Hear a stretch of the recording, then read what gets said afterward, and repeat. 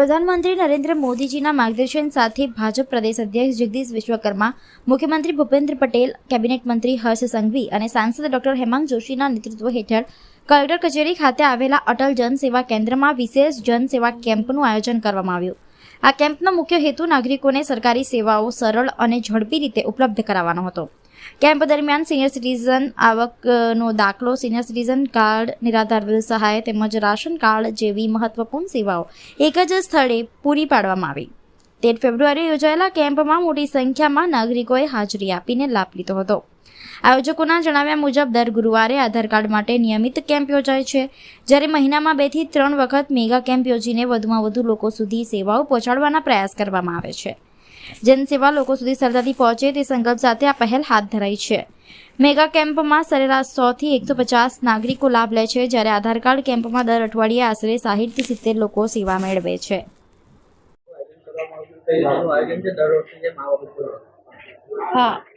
પ્રધાનમંત્રી શ્રી નરેન્દ્રભાઈ મોદી, ભાજપના પ્રદેશ અધ્યક્ષ જગદીશભાઈ વિશ્વકર્મા, આપણા માનનીય લોકલાડીલા ચીફ મિનિસ્ટર શ્રી ભૂપેન્દ્રભાઈ પટેલ અને deputy CM sir Shri Harshbhai સંઘવીના નેતૃત્વ હેઠળ આપણા માનનીય સાંસદ શ્રી ડૉક્ટર હેમાંગ જોશીએ જન સુધી પહોંચવાનો જે સંકલ્પ છે એના હેઠળ આજે કલેક્ટર કચેરીમાં અટલ જન સેવા કેન્દ્રમાં કામગીરી હાથ ધરવામાં આવી છે, જેમાં સિનિયર સિટીઝન કાર્ડ, આવકનો દાખલો, નિરાધાર વૃદ્ધ સહાય અને રાશન કાર્ડની જેટલી બી કામગીરી છે એને ઇઝી કરવા માટે આજે અમે અહીંયા કેમ્પ રાખ્યો છે 13મી ફેબ્રુઆરીના.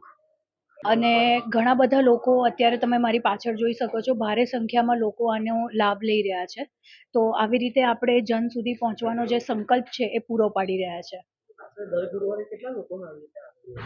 દર ગુરુવારે આપણી પાસે આધાર કાર્ડનો કેમ્પ થાય છે અને આવા જે મેગા કેમ્પ્સ હોય છે એ અમે પ્રયત્નશીલ છે મહિનામાં 2 થી 3 વાર કરવા માટે. મેગા કેમ્પ્સમાં આપણી પાસે એવરેજલી 100 થી 150 આપણા નગરજનો આવે છે અને આધાર કાર્ડના કેમ્પ માટે આપણી પાસે એવરેજલી 60 થી 70 લોકો દર ગુરુવારે આવે છે. Doctor Namita Pandya, programme director, member of parliament office.